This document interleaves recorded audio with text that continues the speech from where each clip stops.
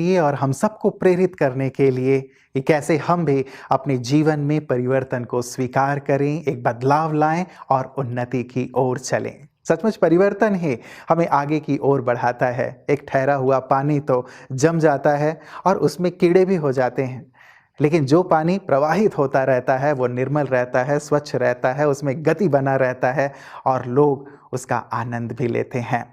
परिवर्तन भी एक ऐसी ही प्रक्रिया है। सचमुच हम सब भी अपने जीवन में जब बदलाव लाते चलते हैं तो हम भी उन्नति को महसूस करते हैं और एक जोश का होना बेहद आवश्यक है। कहा जाता है जो चट्टानों से टकराता है उसे तूफान कहते हैं और जो तूफानों से टकराता है उसे नौजवान कहते हैं। और हम सब नौजवान, हम सब युवा ऐसे ही उत्साह और उमंग से भरपूर हैं जो किसी भी बदलाव को अपने जीवन में लाने के लिए तैयार हैं, तत्पर हैं। ऐसे ही एक युवा हैं ब्रह्मा कुमारी संस्था के सचिव आदरणीय ललित भाई जी, जो पेशे से चार्टर्ड अकाउंटेंट हैं। आप नेचुरोपैथी डॉक्टर भी हैं, योगा एक्सपर्ट हैं और आपने भी अपने युवा काल से ही परिवर्तन पथ पर चलना प्रारंभ कर दिया है। आइए आज के सुंदर विषय पर आपके सुंदर विचार सुनते हैं। जब मैं 2 साल का था तो रात के अंधेरों को देखकर भयग्रस्त हो गया था। तो मेरी माँ ने मुझे शांत करते हुए कहा कि थोड़ी ही देर में चारों तरफ उजाला हो जाएगा। और सच में थोड़ी देर में तो चारों तरफ उजाला हो गया था। जब मैं 8 साल का था अपने पिताजी के साथ अपने खेत पर गया था। कड़ी धूप पड़ रही थी, चारों तरफ सूखा ही सूखा खेत दिखाई दे रहा था। तो मैंने डरते हुए पिताजी से कहा कि क्या कोई फसल नहीं होगी। पिताजी ने कहा कि थोड़े ही सप्ताह बाद बारिश आएगी और यहाँ बहुत अच्छी फसल हो जाएगी। और सचमुच थोड़े ही सप्ताह बाद वहाँ चारों तरफ हरियाली लहला रही थी। जब मैं 15 साल का था शहर में बहुत दंगे हुए, लोग भयभीत थे, चारों तरफ हाहाकार था। मैं पुनः घबरा गया कि क्या समय ऐसे ही चलेगा।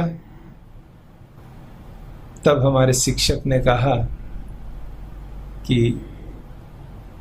थोड़े ही समय में सब ठीक हो जाएगा। और वहाँ के संत ने अपील की और पूरा शहर में पुनः शांति छा गई। सब खुशी से कारोबार करने लगे। जब मैं 21 साल का था तो अपने ही अंदर झांका तो मैं फिर घबरा गया कि क्या ऐसा ही रसहीन जीवन रहेगा, अवगुणों और कमियों से भरा हुआ जीवन रहेगा।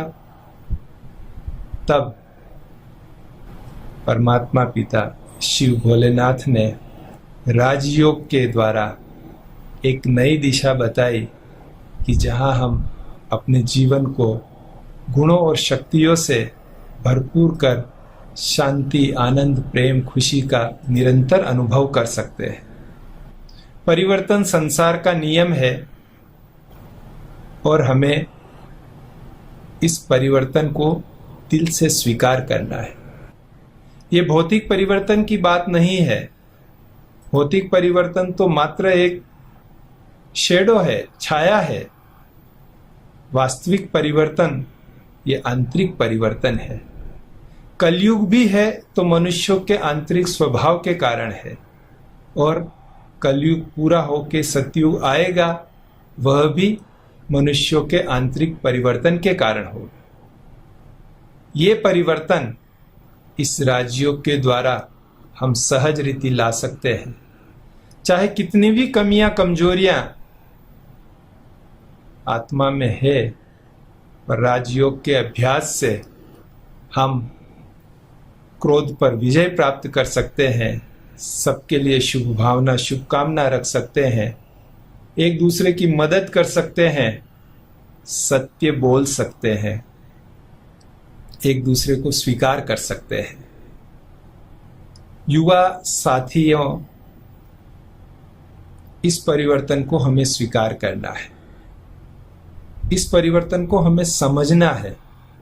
ये परिवर्तन हमारी अच्छाई के लिए है और थोड़ा बहुत कठिनाई तो आती ही है, लेकिन थोड़ी कठिनाई के बाद अगर जीवन उच्चता को प्राप्त करता है, लाइफ में लव, हैप्पीनेस फॉरएवर टाइम के लिए आता है, तो उस कठिनाई को भी हम स्वीकार करके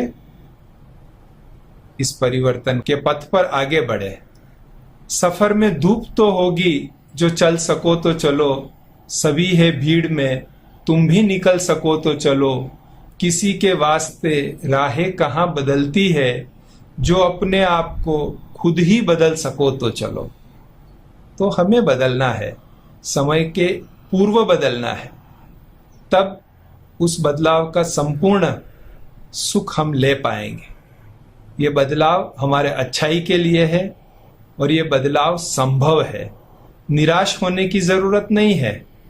परमात्मा पिता ने हमें वो सहज युक्तियां बताई है, वो शक्ति हमें प्रदान कर रहा है, जो परिवर्तन हम चाहते हैं वो परिवर्तन हम ला सकते हैं और लेके आएंगे। अच्छा, ओम शांति।